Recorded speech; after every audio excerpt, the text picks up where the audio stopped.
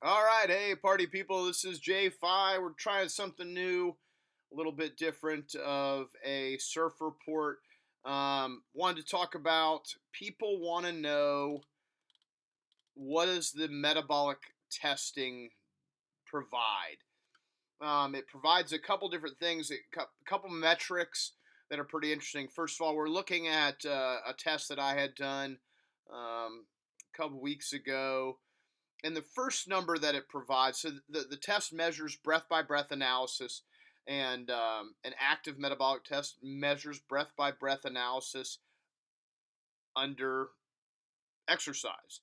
So the first number that you're going to get is a peak VO2 or a VO2 max, what we like to call it. Now, if it's a submaximal test, which we don't do too often, we're not going to get a max, we'll get a peak VO2. So uh, VO2 is measured in, which is volume of oxygen, this is measured in milliliters per minute per kilogram. So it's based upon your weight and stuff like that. So here on this screen here, and you can follow the cursor, you can see that my peak VO2 max was like 38.56. And of course, that could be better and stuff like that. The other key information that you get is your fat max. Your fat max is the heart rate at which you burn the most fat, but the least amount of carbohydrates. Okay, so if we're trying to lose fat, I could tell you how much fat you're going to lose. We're also going to tell you what your aerobic threshold is, where you start to get into that aerobic zone, which is usually corresponds pretty closely to your fat max, and then your anaerobic threshold. So as we scroll down here, these are the big things that people like to know. So as we look at the top right, and we look at where my cursor is in the top right screen, the blue is total calories. So as I did this test, as it ramped up, I'm obviously burning more calories. And so at the peak way up here, at I was burning 20 calories per minute. Okay, so you can extrapolate that. At that point, I'm burning 1,200 calories in an hour. But as we go over, and that's at 647 seconds during the test. If we go over to that, that's at 156 beats per minute.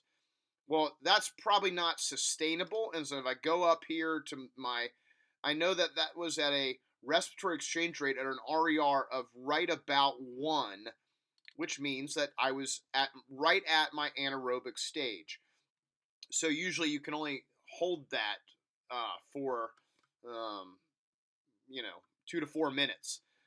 But this is really interesting, right? So I stay pretty high, above 15 from 128 beats on. So if I'm looking at total calories, that's a really interesting number.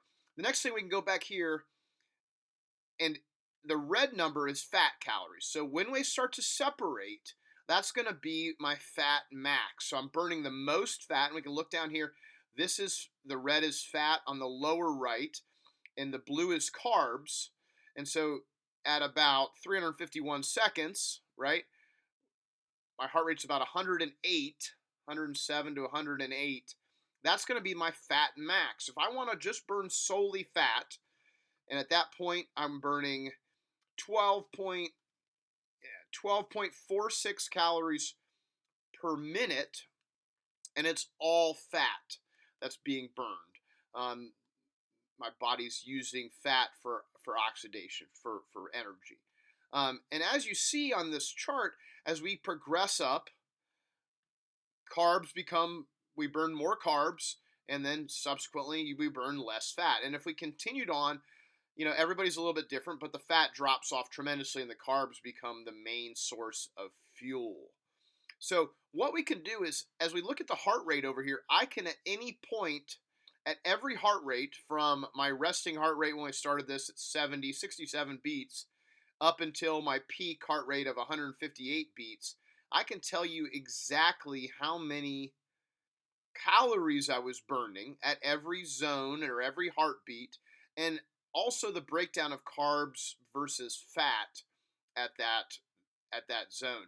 So that's the biggest information when we talk about zones and where you're burning. If you think that keeping your heart rate at 150 beats per minute is is probably burning the most calories, but it may not. If your goal is fat loss, that may not be what we're where we actually want to operate. If we want to operate at the highest fat loss, we usually want to operate at a lower heart rate.